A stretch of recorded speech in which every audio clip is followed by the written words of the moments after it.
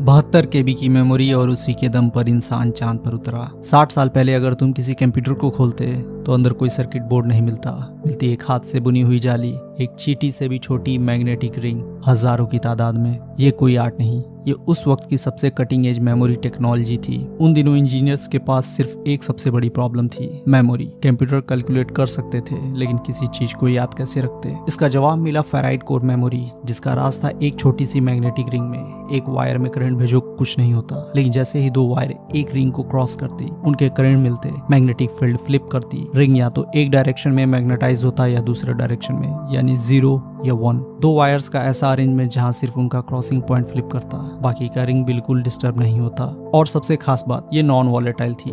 बिजली बंद करो, रिंग अपना स्टेट याद रखती थी। दुनिया की पहली भरोसेमंद रैम। तो कैसे एक हाथ से सिली हुई जाली इंसानों को चांद तक पहुंचा दिया। तो ऐसे ही कमाल के इंजीनियरिंग के लिए मैसेंजरी को सब्सक्राइब कर लो।